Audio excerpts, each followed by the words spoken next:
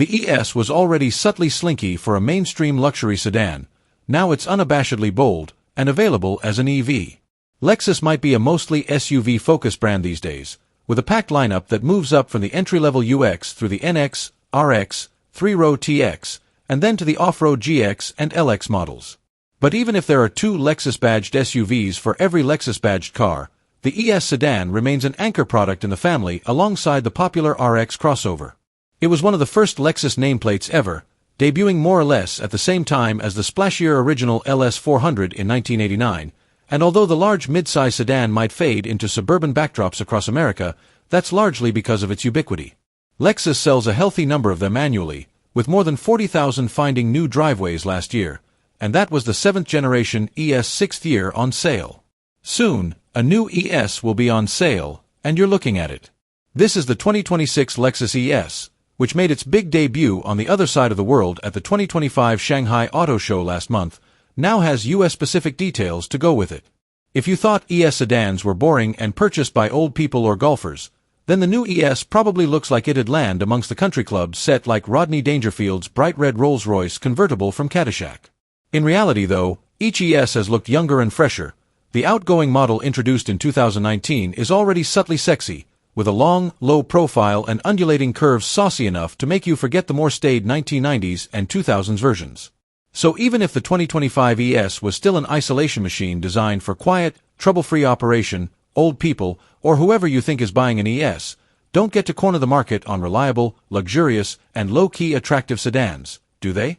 Within that context, the new ES isn't such a wild departure from the current model, at least, not stylistically. The full-width taillight, sharp corner elements, and pointy lighting are adapted from 2023's LFZC concept car, although the overall shape is less Blade Runner and more, well, outgoing ES sedan. We think it looks generally attractive, with a little more edge than the 2019 to 2025 ES, a lot less grille, and with racy bodyside sculpting we might need to get used to. And given the market direction sedans are taking of late, generally, they're aiming for a sportier or sexier vibe, to justify skipping the SUVs everyone else seems to want these days. The ES new look seems not only appropriate, but smart. It's what is underneath that new body that marks the real departure for Lexus's mid-size luxury sedan. That's because this is the first mainstream Lexus to be designed as a dual-platform vehicle, as Lexus puts it, with both internal combustion engine and all-electric variants sharing a body. This concept isn't new. BMW, a competitor, has been selling dual-purpose ICE/EV cars for a few years now, including the i4 and 4 Series Gran Coupe, i5 and 5 Series, and i7/7 Series, but it's a first for Lexus, and the first Toyota product since the third-generation RAV4, which offered a Tesla-powered electric setup, to pull off the engineering feat of packaging one platform for multiple powertrain styles. Details are sketchy so far, but the 2026 ES sits on what sounds like a newer version of the old ES TNGA-K platform, adapted for those ICE and EV powertrains. Lexus has scaled the car up, as few new vehicles are smaller than those they replace, but here it's probably to make room for enough batteries under the ES floor to deliver competitive driving range.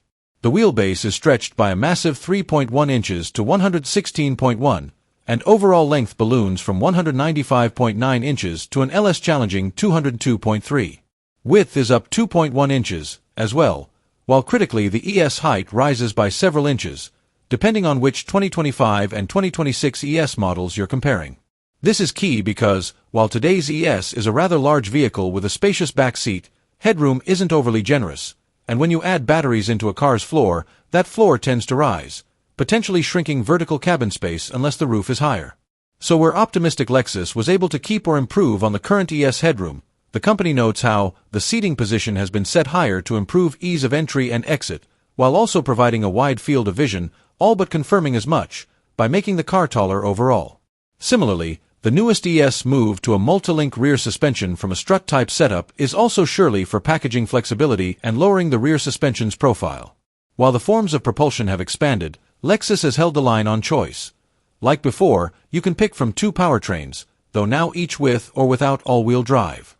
Only instead of a gas V6 or a hybrid 4-cylinder engine, the 2026 ES gives buyers the choice of a 2.5-liter 4-cylinder hybrid, as well as single or dual-motor all-electric power. Similar to before, the hybrid is named ES350H, last year's was the ES300H. If you can't spot the ES350H badge on the trunk lid, a good tell that you're looking at the hybrid are the extra grille openings in the otherwise smooth, body color nose. It once again is based around a 2.5-liter four-cylinder engine, with dual electric motors helping out, one a motor/generator, the other a larger electric drive motor.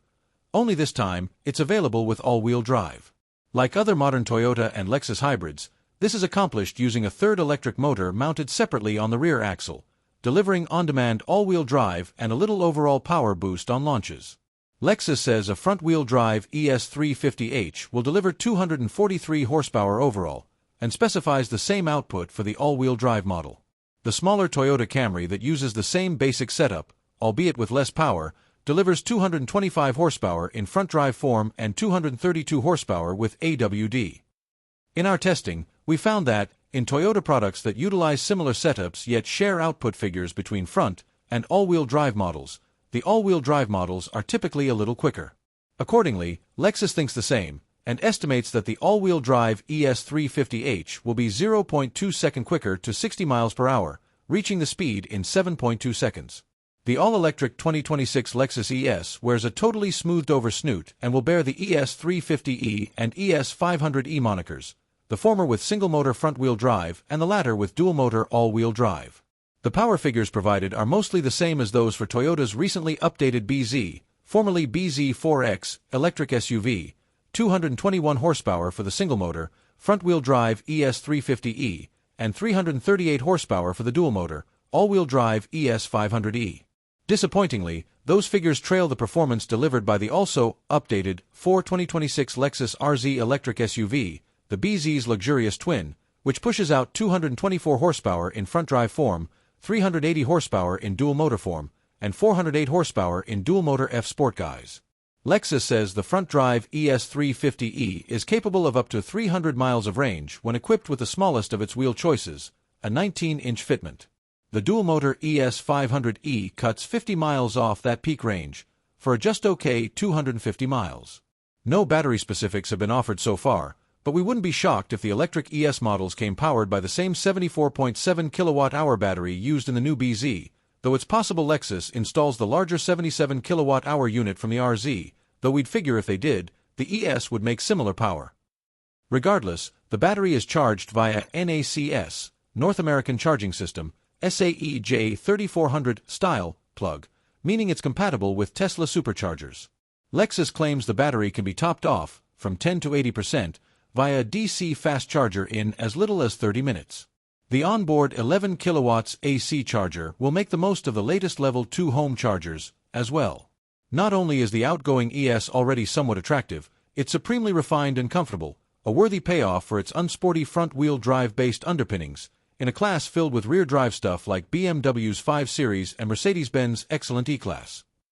This is a car that's become synonymous with oozing quietly down freeways, and Lexus hints that the 2026 ES will pamper even more, despite its more modern, minimalist vibe inside. Besides the longer wheelbase potentially smoothing the ride even further, Lexus says the ES structure is stiffer, cutting down noise pathways and vibrations. And you don't need us to remind you that all-electric vehicles tend to operate more quietly than internal combustion machines, or, at least, their powertrains do.